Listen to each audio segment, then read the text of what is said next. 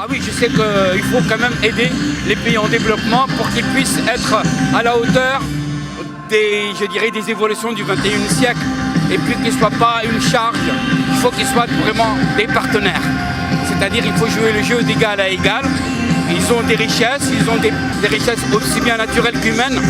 Il faut savoir les fructifier sur place. Quand il y a 1 an et demi, 2 ans, on s'est lancé dans cette aventure du printemps solidaire, on partait de loin. Défendre le 0,7 concrètement, ça ne voulait pas dire grand-chose. Parler de solidarité nationale, encore un peu moins.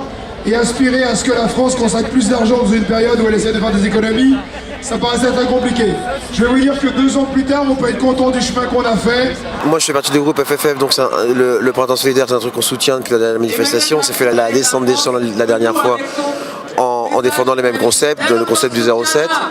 Donc c'est un sens d'être là. Moi je suis super content de voir que ça peut avoir cette résonance au niveau des gens, au niveau des pouvoirs publics qui nous laissent ce lieu. Je dis qui nous laissent parce que je me sens complètement responsable et solidaire de cette histoire, quoi, tu vois. Et donc voilà, il faut que ça continue. Cette histoire de 0,7 c'est juste hallucinant. Je pense que les gens ne le savent pas, donc il est urgent que les gens s'en rendent compte pour faire bouger les pouvoirs publics. Et ça ne s'arrête pas là, c'est un concept, c'est un combat et c'est du long terme. Donc c'est pour ça qu'il faut que les gens s'investissent d'une manière constructive. Mais il faut vraiment être solidaire parce que ça va durer un moment. Parce que même si le 0,7 ça se règle, il y a plein d'autres problèmes à régler qui sont du même genre.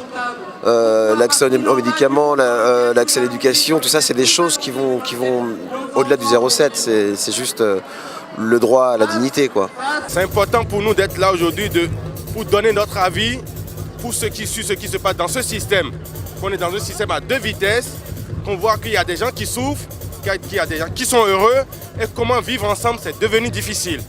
Et comment le président aujourd'hui au pouvoir, il peut réunir toute cette population pour leur donner la joie de vivre ensemble. C'est pas facile, il ne peut pas tout résoudre, mais qu'il soit juste, qu'il soit honnête, qu'il ait une politique de social, qui amène tout le monde vers l'avant et qu'on arrête de se diviser.